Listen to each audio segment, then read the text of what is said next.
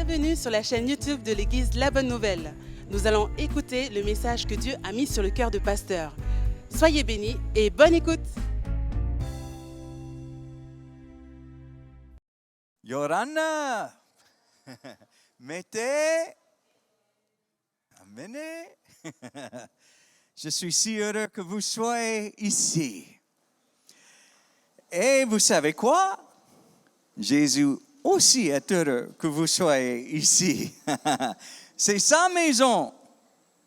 Et il vous accueille les bras grands ouverts.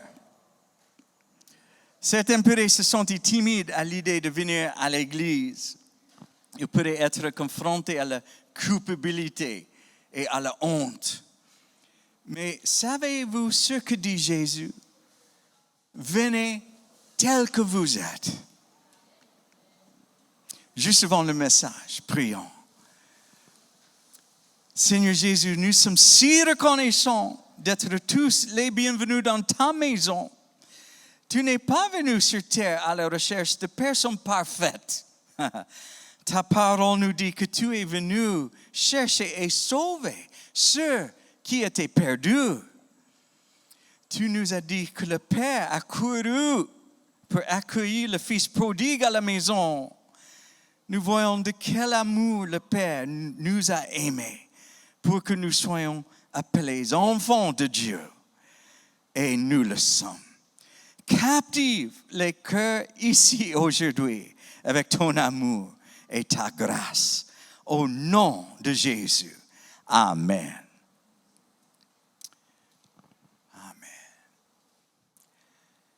Selon vous, quel est le verset de la Bible le plus connu au monde? Je pense que la plupart ici seraient d'accord pour dire que c'est probablement Jean chapitre 3, verset 16. C'est un excellent verset qui nous dit une belle vérité. Voudriez-vous le dire avec moi? Car Dieu a tant aimé le monde qu'il a donné son Fils unique, afin que quiconque croit en lui ne périsse point, mais qu'il ait la vie éternelle. Amen. Il y a une raison pour laquelle ce verset de la Bible est le plus souvent cité. Dans ce seul verset, nous lisons que Dieu nous aime, que Jésus est mort pour nous, et que nous pouvons avoir la vie éternelle à travers lui. Il n'est pas rare de voir quelqu'un brandir une pancarte sur laquelle est écrit Jean chapitre 3, verset 16, lors de grands événements sportifs dans le monde. Mais je n'ai jamais vu quelqu'un brandir une pancarte sur laquelle était écrit Luc chapitre 9, verset 23. Celui-là est peut-être un peu plus difficile à retenir, mais on y trouve aussi les paroles de Jésus. En fait, contrairement au verset dans Jean, on retrouve ces paroles de Luc dans les 4 évangiles. Quelles sont ces paroles? Jetons-y un œil. Luc chapitre 9, verset 23. Puis il dit à tous, si quelqu'un veut venir après moi, qu'il renonce à lui-même, qu'il se charge chaque jour de sa croix et qu'il me suive. Comprenez-vous maintenant pourquoi personne ne peint cela sur un panneau d'affichage pour le montrer lors d'un match? Ça ne semble pas être une publicité très attrayant pour le christianisme.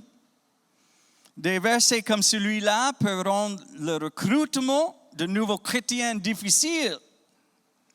Mais la vérité est que le verset dans Jean et le verset dans Luc doivent aller de pair pour qu'il y ait une compréhension précise de l'invitation de l'Évangile. Jean chapitre 3, verset 16 met l'accent sur le fait de croire. Luc chapitre 9, verset 23 se concentre sur le fait de suivre. Ces deux choses vont nécessairement ensemble. Il n'y a pas croire sans suivre. Le verset de Luc expose clairement les attentes que Jésus a envers ses disciples. Ce verset définit la relation que Jésus veut avoir. Il révèle clairement ses conditions afin que nous puissions savoir exactement ce que nous acceptons lorsque nous prenons la décision de le suivre. Ce matin, nous poursuivons notre série intitulée « Suivez Jésus ». Je veux souligner quelque chose d'extraordinaire dans ce verset. Jésus commence son appel à suivre par ces mots. Puis, il dit à tous, si quelqu'un. C'est significatif parce que ces mots montrent clairement qui il invite. Il invite n'importe qui. N'importe qui sont des mots qui incluent tous. N'importe qui veut dire tout le monde. Jésus ne commence pas par une liste de préqualifications. Son invitation à le suivre s'adresse à tous. Beaucoup de gens ne réalisent pas qu'ils ont été invités à le suivre. Ils pensent pas après ce que j'ai fait. Ils ne voudraient pas que je le suive. Je ne serai jamais choisi. Ils supposent qu'ils ne sont pas qualifiés. En conséquence, ils ne prennent jamais au sérieux ce que signifie suivre Jésus.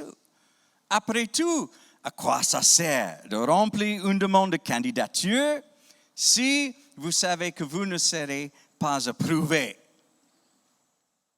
La plupart d'entre nous cachent des choses dont nous avons honte.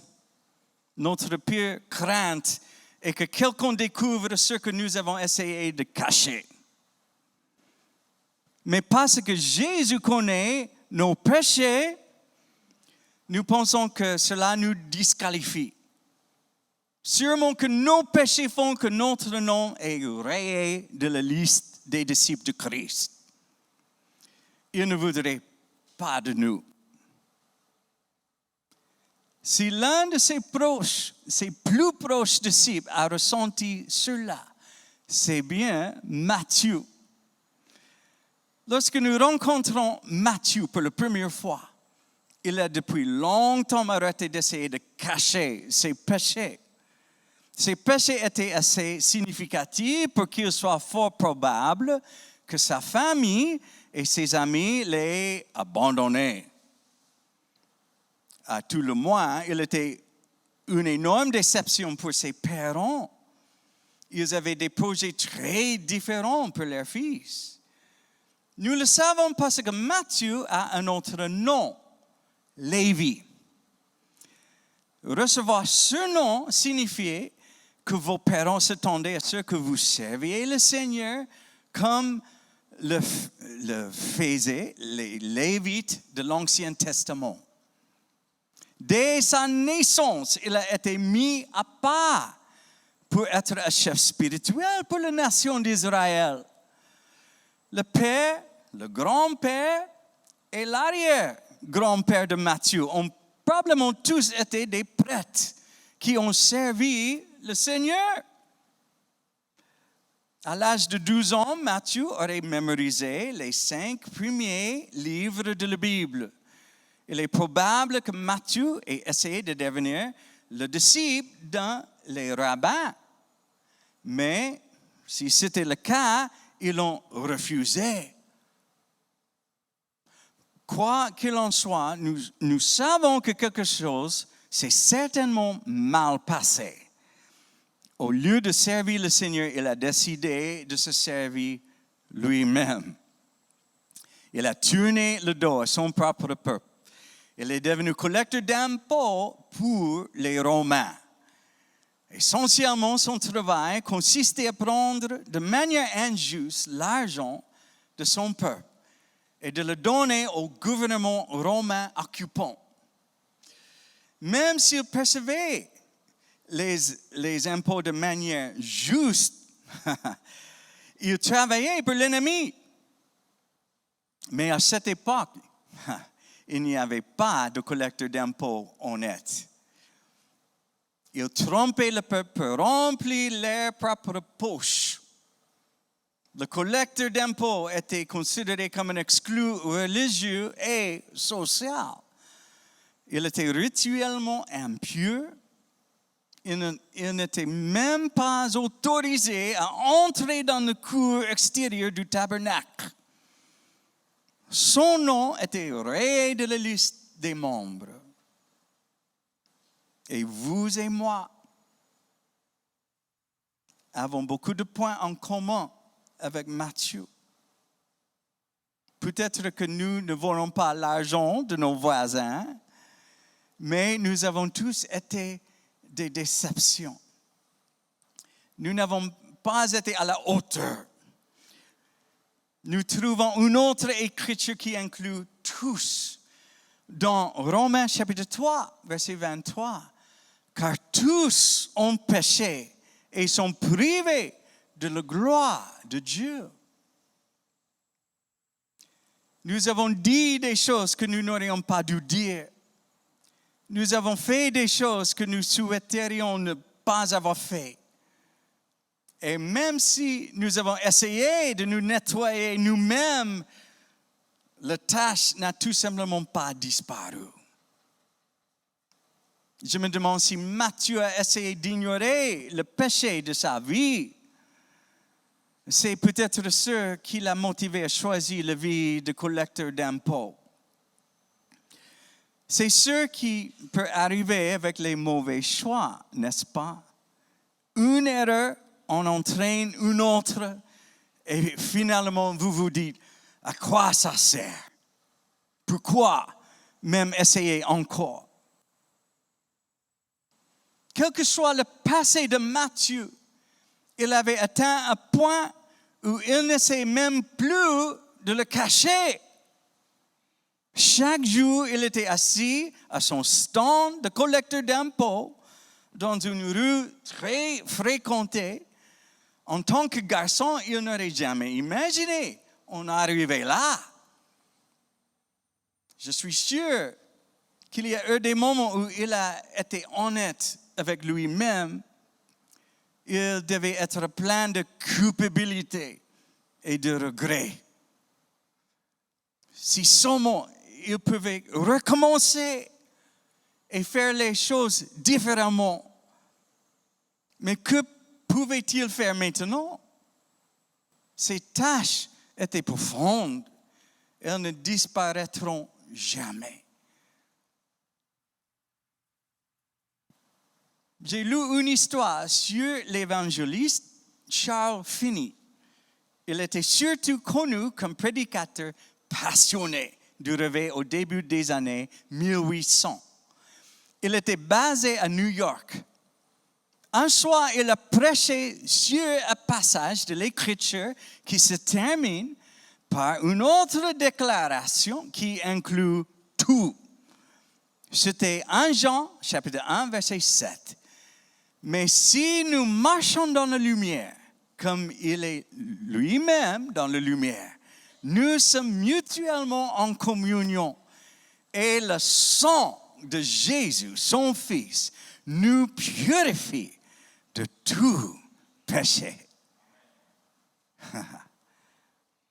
Un étranger qui était présent au service a demandé à Finney de rentrer à la maison avec lui. Il a conduit Finney à l'arrière d'un immeuble. Il a fermé la porte et a mis la clé dans sa poche. L'homme a dit, « N'ayez pas peur, je veux juste vous poser quelques questions.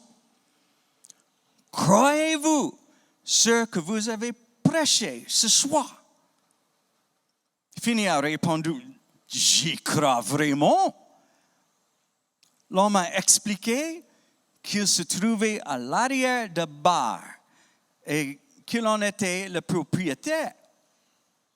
Des moments venait au bas et déposait le bébé sur le comptoir, puis elle le suppliait de ne pas vendre l'alcool à leur mari. L'homme a dit, je fais le sourd-oreille face à leurs supplications. Lorsqu'un homme quitte ce bar, nous nous assurons qu'il soit ivre. Plus d'un homme est mort sur le voie ferrée après être parti d'ici.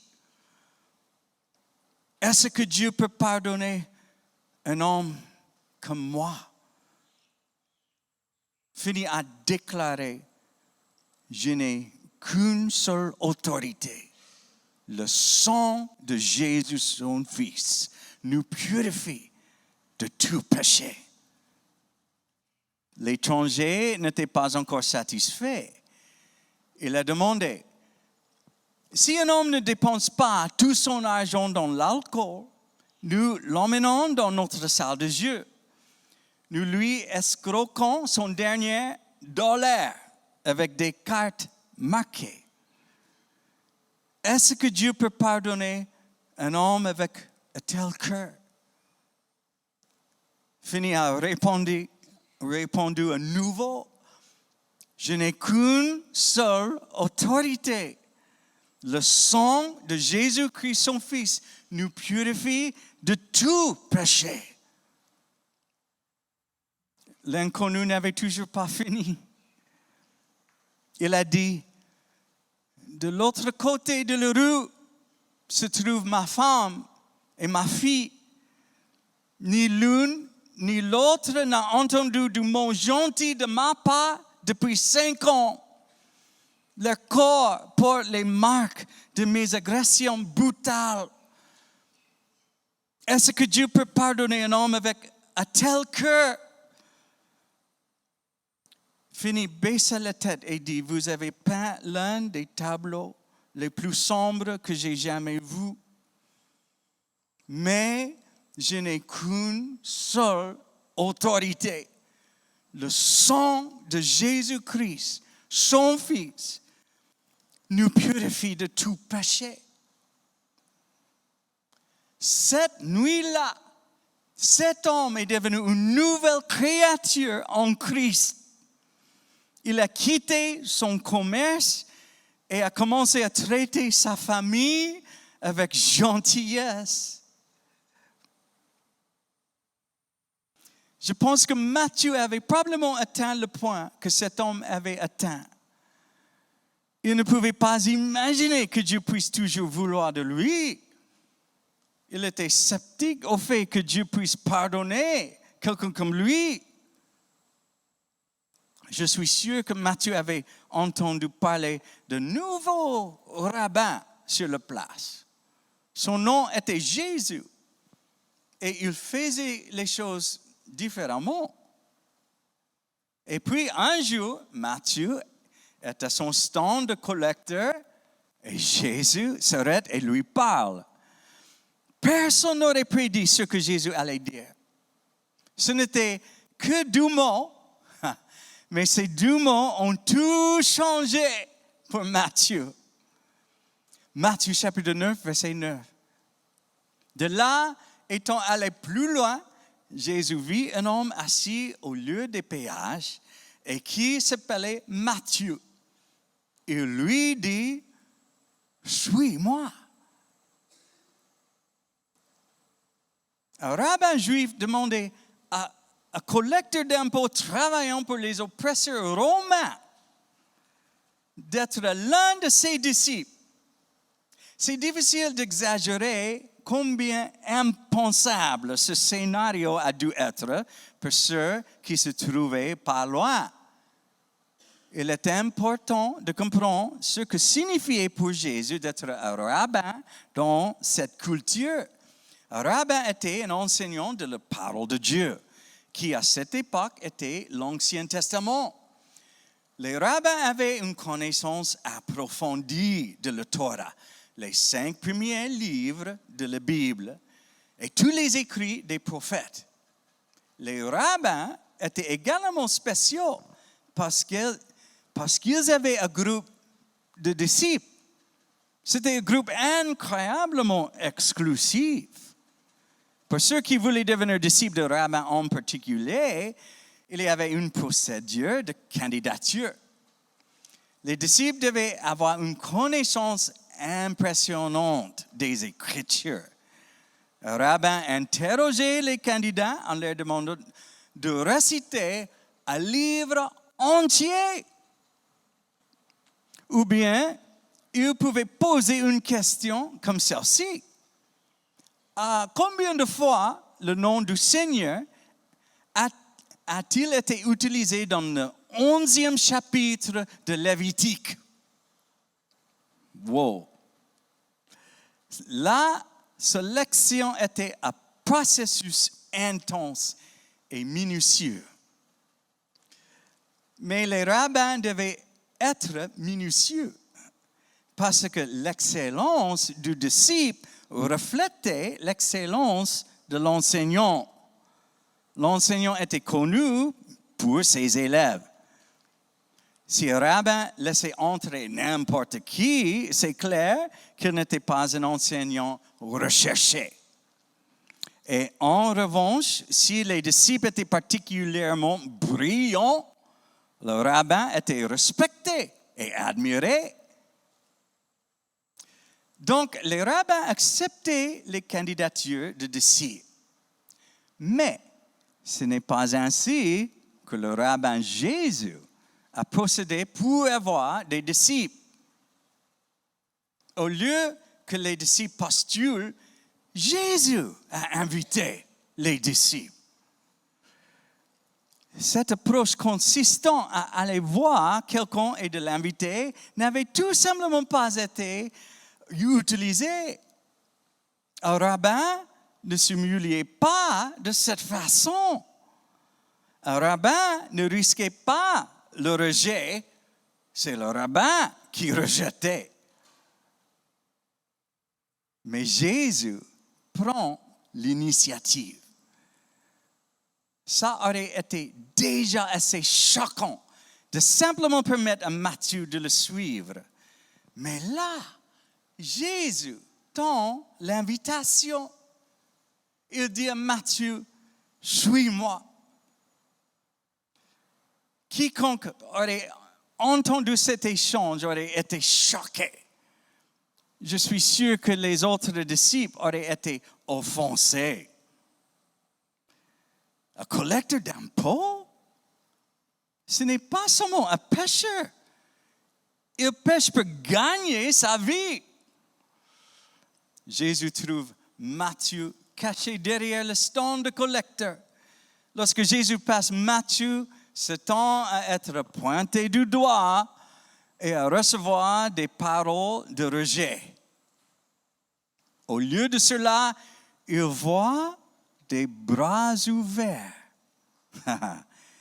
et reçoit une gracieuse invitation. Est-ce que vous savez comment nous connaissons le passé de Matthieu en tant que collecteur d'impôts? Est-ce que vous savez comment nous savons que ses amis étaient des prostituées, des ivrognes et des voleurs? La raison pour laquelle nous savons tout cela est parce que Matthieu nous le dit. Il est transparent et honnête sur son passé. Et il nous raconte une histoire d'amour et de grâce. Lorsque Jésus a invité Matthieu à le suivre, il a dit quelque chose de très clair. C'est une invitation adressée non seulement à l'élite religieuse, aux personnes moralement intègres et à ceux qui semblent mener une bonne vie, mais c'est aussi une invitation pour nous tous qui cachons des péchés. Jésus rejette le processus de candidature élitiste et lance une invitation ouverte. Avez-vous déjà été frustré, voire rejeté par un processus de candidature élitiste? Moi, oui.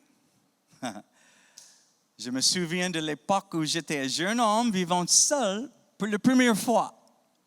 Je n'avais pas beaucoup d'argent et je n'avais pas encore mis en place de crédit. Cependant, comme mes grands-parents étaient membres d'une coopérative de crédit, j'ai pu y adhérer. Si je voulais faire un prêt, je pouvais le faire grâce à cette adhésion. Donc, je suis allé voir des voitures d'occasion. Quand j'ai vu une voiture qui m'a intéressé, le vendeur m'a dit qu'il devait vérifier mon crédit. Je lui ai dit que j'avais déjà mon propre financement. Mais il a insisté pour vérifier mon crédit, pour voir si j'étais admissible à leur financement.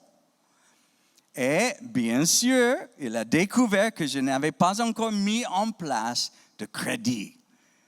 Il a supposé que je n'avais aucun moyen d'acheter la voiture. Donc, il m'a simplement renvoyé. J'ai été embarrassé et humilié. Cependant, la semaine suivante, je suis allé ailleurs et j'ai acheté une voiture grâce à un prêt de ma coopérative de crédit. Et j'étais très tenté de le conduire devant cet homme pour lui montrer que j'avais effectivement les moyens d'acheter la voiture. En fait, il avait perdu de l'argent en me renvoyant, mais je ne l'ai pas fait. Je me suis simplement réjoui dans ce que Dieu avait pour vous. Lorsque nous lisons le mot « n'importe qui » dans l'invitation de Jésus, nous ne pouvons nous empêcher de penser qu'il y aura certaines conditions pour les candidats. Mais pour Jésus, il n'y avait aucune condition supplémentaire. Au fil des années, les églises ont parfois imposé leurs propres conditions. Malheureusement, de nombreuses églises n'accueillent que les personnes qui semblent mener une bonne vie.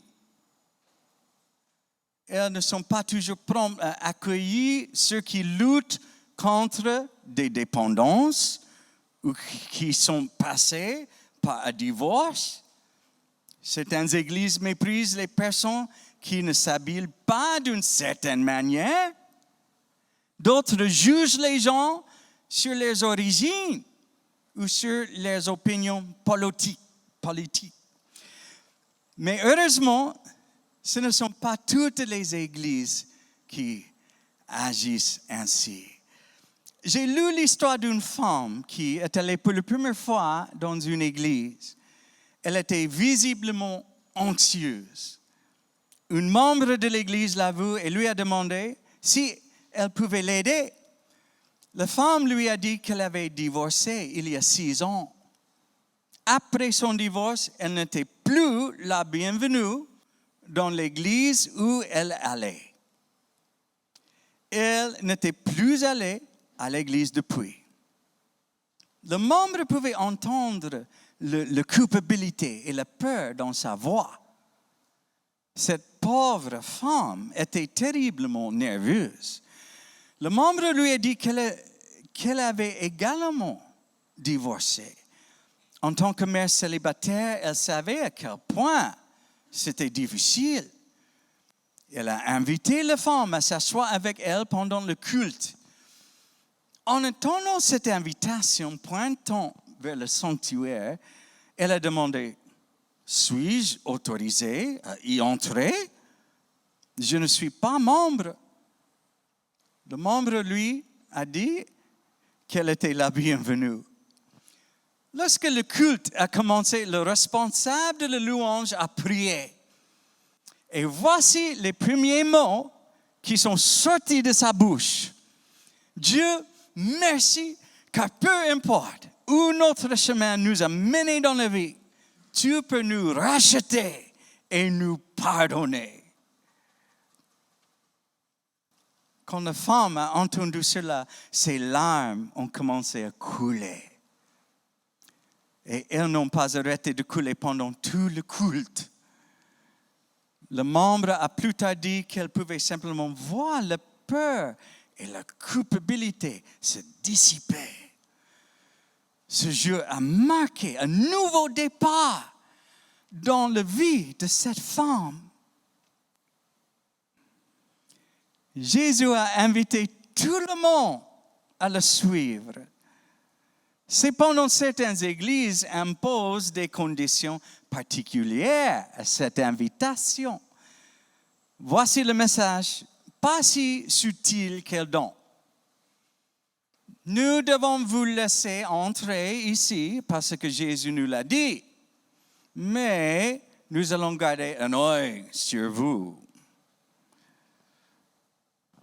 Je ne peux m'empêcher de me demander si c'est ce que les autres disciples ont dû ressentir lorsque Jésus a invité Matthieu. Qu'en est-il de ses qualifications? Qu'en est-il de son histoire passée? Jésus, tu ne veux sûrement pas dire tout le monde.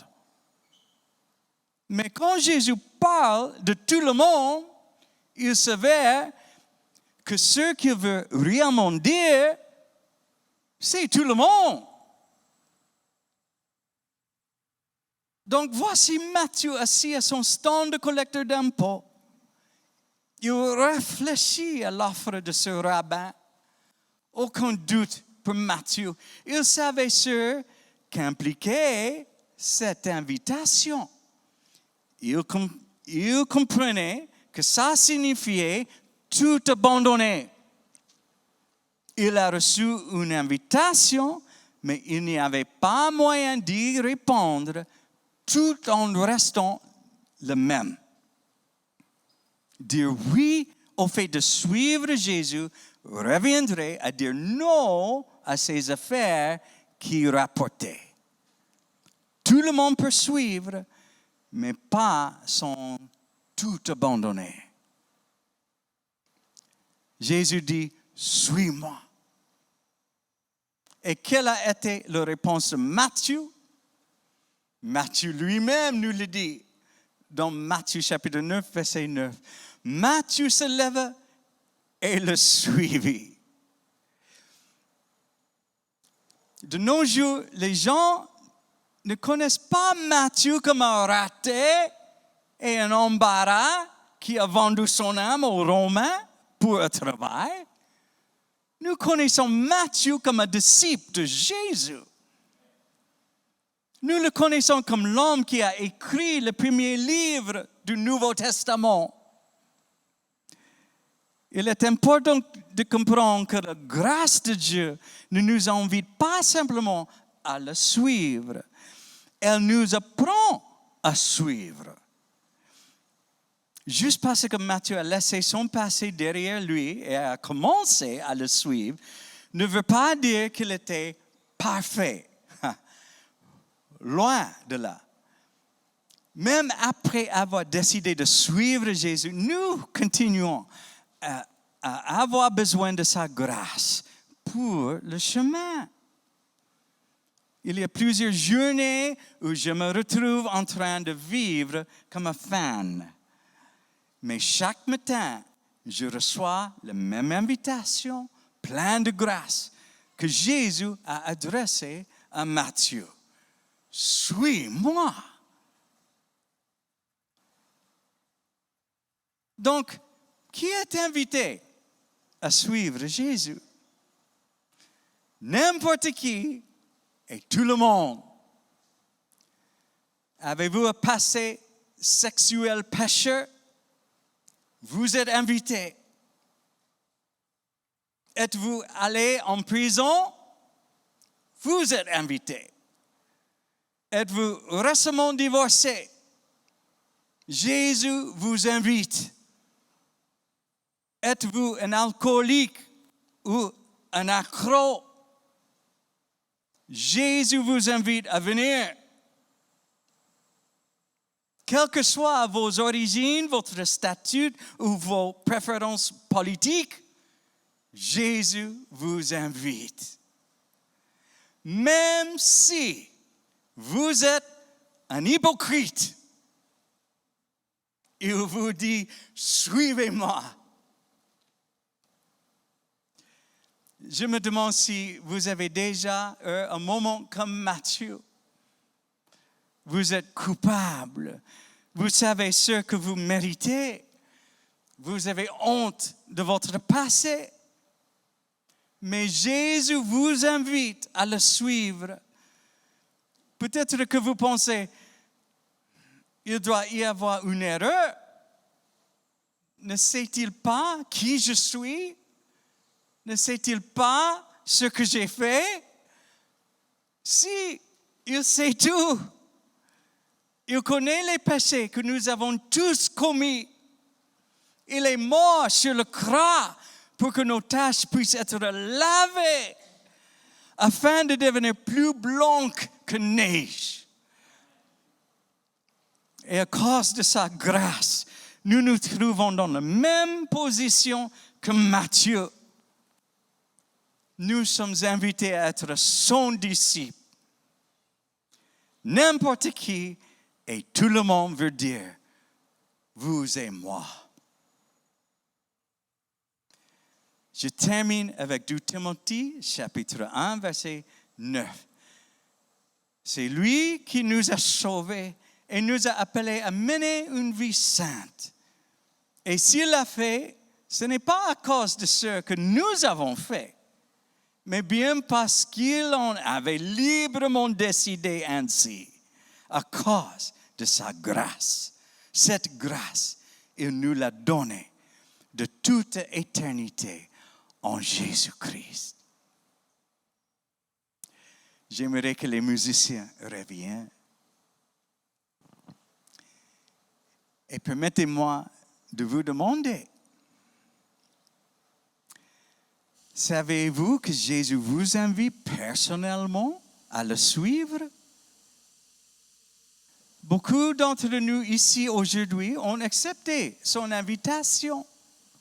Comme Matthieu, nous savions que notre vie n'allait pas dans la bonne direction. Nous étions sous le poids du péché, de la culpabilité et de la honte. Nous avions besoin d'être secourus.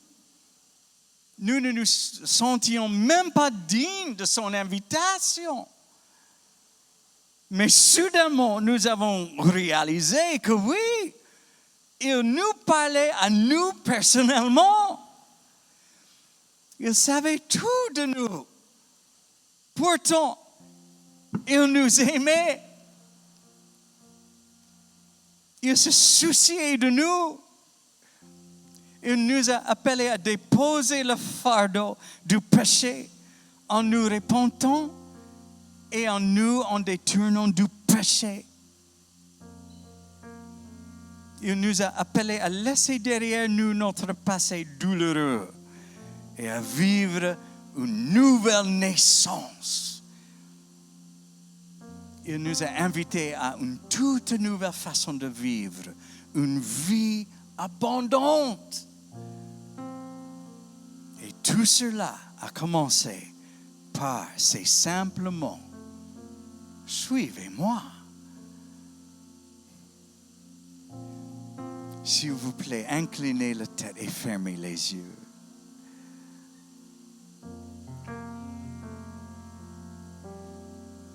Peu importe à quel point votre passé a été sombre, Jésus vous appelle à la lumière. Il est capable de racheter votre vie. Ce n'est vraiment pas une décision compliquée à prendre.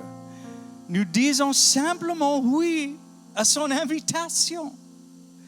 Nous laissons derrière nous le péché et la mort pour recevoir le pardon et la vie. Peut-être que vous n'avez jamais répondu à son appel auparavant, mais vous souhaitez le faire maintenant. Si vous désirez que Jésus vous purifie et vous conduise vers une toute nouvelle façon de vivre.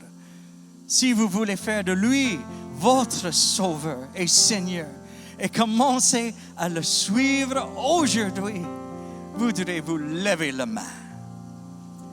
Merci Seigneur. Merci Seigneur. J'aimerais vous conduire dans une prière de salut. Je voudrais demander à tout le monde ici de répéter après moi. Jésus, j'ai besoin de toi. J'avoue que je suis un pécheur. Mais tu es venu pour sauver des personnes comme moi. Alors je dis oui à ton invitation. Je vais me détourner du péché. Je te suivrai. Rachète ma vie avec ton amour et ta grâce. Je te poursuivrai de tout mon cœur. Merci pour le croix. Sois glorifié dans ma vie. Au nom de Jésus, je prie. Amen. Amen. Amen. Nous vous souhaitons la bienvenue dans le royaume de Dieu. Si vous avez sincèrement fait cette prière pour la première fois, la Bible dit que les anges se réjouissent au-dessus de vous en ce moment même. Si vous n'avez pas de Bible, nous serons heureux de vous en donner une. Nous vous encourageons à vous faire baptiser en témoignage de votre foi. Et nous vous encourageons à venir fidèlement à la maison de Dieu pour grandir dans votre foi. Vous avez fait votre premier pas dans une toute nouvelle vie. Que Dieu vous bénisse abondamment. Merci d'avoir suivi le message. Nous vous invitons à nous rejoindre en présentiel. Pour plus d'informations, je vous invite à cliquer sur le lien mis en descriptif de cette vidéo. N'hésitez pas à mettre un like et à vous abonner. À bientôt à l'Église La Bonne Nouvelle.